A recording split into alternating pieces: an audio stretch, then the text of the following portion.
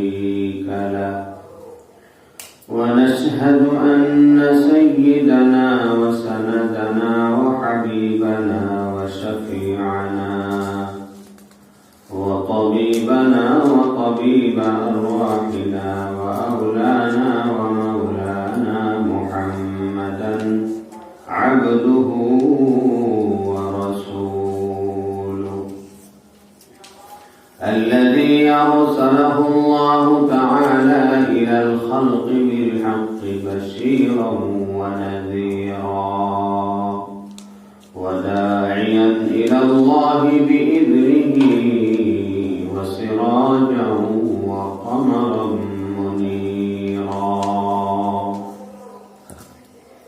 أما بعد فأعوذ بالله من الشيطان الرجيم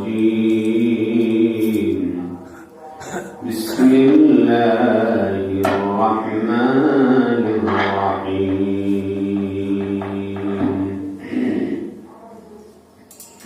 من عمل صالحا فلنفسه ومن أساء فعليها وما ربك بظلام للعبيد وقال رسول الله صلى الله عليه وسلم الكيس من دان نفسه وعمل لما بعد الموت والعاجز من أتبع نفسه هواها وتمنى على الله صدق الله مولانا العظيم وصدق رسوله النبي الأمي الكريم ونحن على ذلك لمن الشاهدين والشاكرين والحمد لله رب العالمين سبحانك لا علم لنا إلا ما علمتنا إنك أنت العليم الحكيم سبحانك لا فهم لنا إلا ما فهمتنا إنك أنت الجواد الكريم رب زدني علما رب زدني علما رب زدني علما رب اشرح لي صدري ويسر لي أمري واحلل عقدة من لساني يفقهوا قولي যেই জিন্দেগির শুরু আছে শেষ নাই আর ওইখানে সুখ শান্তিতে থাকার প্রয়োজন আছে এই আবাদুল আবাদ সময়ে সুখ শান্তিতে থাকার জন্য কি পরিমাণ নেকির প্রয়োজন আছে কি পরিমাণ প্রস্তুতির প্রয়োজন আছে কি পরিমাণ নেকি হাসিলের প্রয়োজন আমার আপনার আছে সেটুকু কি আমি করছি বা করতে পারতেছি ইস্তাফতি কালবাক নিজেকে জিজ্ঞাসা করুন যে দুনিয়ার অল্প সময় থাকার জন্য যে সুখ শান্তি পাওয়ার জন্য অল্প সময়ে সুখ শান্তি পাওয়ার জন্য যে মেহনত করুন যে সময় ব্যয় যে টেনশন যে পদক্ষেপ আমি গ্রহণ করে থাকি আখিরাতের জীবন যে জীবন শুরু হবে শেষ হবে না এই জীবনে থাকার জন্য আমি কি পরিমাণ টেনশন করি কি পরিমাণ মেহনত করি আর আখিরাতের নেকি হাসিলের নেকি অর্জনের পদক্ষেপ বা আমি কতক্ষণ গ্রহণ করি অথচ আল্লাহ সুবহানাহু ওয়া তাআলা স্পষ্ট আকারে বলে দিয়েছেন কি বলে দিয়েছেন من عمل صالحا من ذكر أو أنثى وهو مؤمن من عمل صالحا من ذكر أو أنثى وهو مؤمن فلنحيينه حياة طيبة ولنجزينهم أجرهم بأحسن ما كانوا يعملون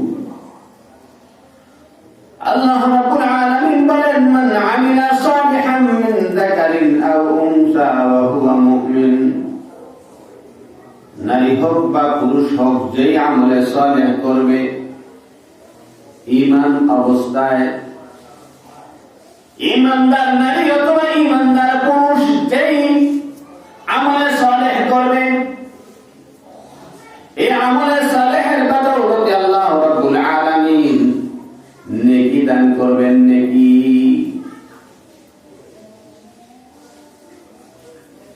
দুনিয়াতেও একটা নিয়ামত দান করবেন। আমলে সালেহের পরিবর্তে আল্লাহ রাব্বুল আলামিন দুনিয়াতেও একটা বড় নিয়ামত দান করবেন। সেই বড় নিয়ামতটা হলো ফালানুহিয়ান্নাহু হায়াতান তাইয়্যিবা। আল্লাহ রাব্বুল আলামিন ওয়াদা দিয়েছেন, যেই ব্যক্তি আমলে সালেহ করবে, যেই ব্যক্তি বেশি বেশি নেকি হাসিল করবে, যেই ব্যক্তি বেশি বেশি ভালো আমল সম্পাদন করবে, ভালো কাজ করবে, ফালানুহিয়ান্নাহু হায়াতান তাইয়্যিবা, আমি তাকে দুনিয়ার জিন্দেগিটা সুখময় জীবন দান করব। সুবহানাল্লাহ। দুনিয়ার জিন্দেগিতে আমি সুখের জিন্দেগি দান করব। দুনিয়ার হায়াতটা তার হায়াতে তাইয়্যিবা বানায় দিব। হায়াতে তাইয়্যিবা কাকে বলে? মুফাসসিরিন ইকরাম বলেছেন, হায়াতে তাইয়্যিবা, মুফাসসিরিন ইকরাম বলেছেন এটা দুনিয়ার ওই জীবনকে হায়াতে তাইয়্যিবা বলা হয় যে হায়াতে তাইয়্যিবা, যে জিন্দেগির ভিতরে টেনশন থাকবে না, যে হায়াতের জিন্দেগির ভিতরে পেরেশানি থাকবে না, যে হায়াতের জিন্দেগির ভিতরে ভয় ভীতি থাকবে না, যে হায়াতের জিন্দেগির ভিতরে কোন প্রকারের খৌফ খশিয়ত থাকবে না।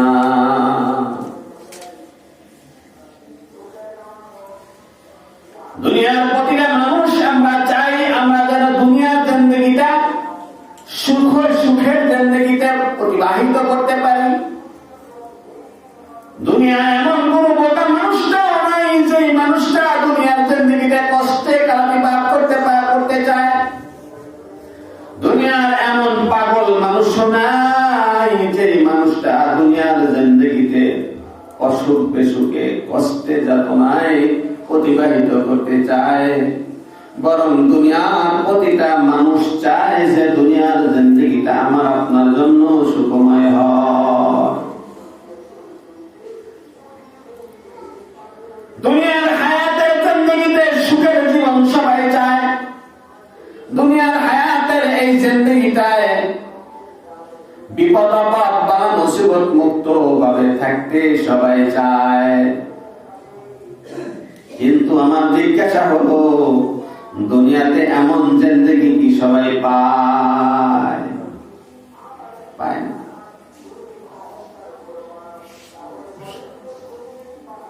দুনিয়ার প্রতিটা মানুষকে যদি জিজ্ঞাসা করা যায় দুনিয়াতে তুমি কেমন কালাতিপাত করতে চাও, কেমন ভাবে তুমি দুনিয়ার জিন্দেগিটা পার করতে চাও, অপরপটে ওই ব্যক্তি উত্তর দিবে, ভাই দুনিয়ার জিন্দেগিটা আমি এমন ভাবে কালাতিপাত করতে চাই যাতে করে দুনিয়াতে আমার কোনো বিপদ আপদ না আসে বা মুসিবত না আসে। দুনিয়ার জিন্দেগিতে আমার যেন কেউ শত্রু না হয়, আমিও যেন কারো শত্রু না হই, কারো পক্ষ থেকে কোন প্রকারের কষ্ট যাতনা যেন আমার প্রতি না আসে।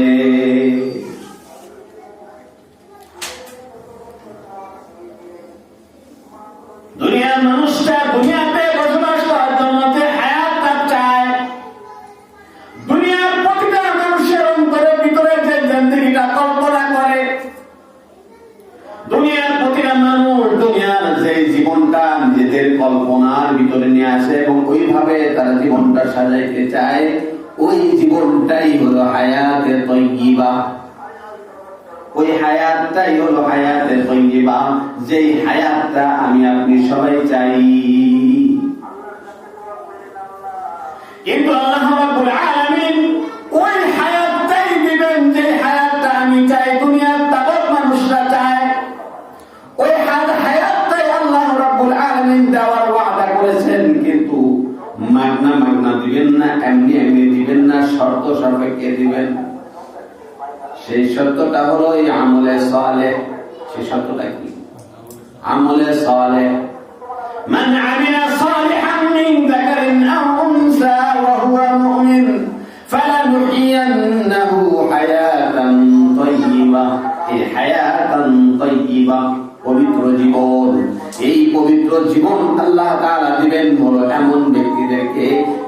মানুষদেরকে, যারা এই দুনিয়ার জীবনে যার যত আমল বেশি হবে,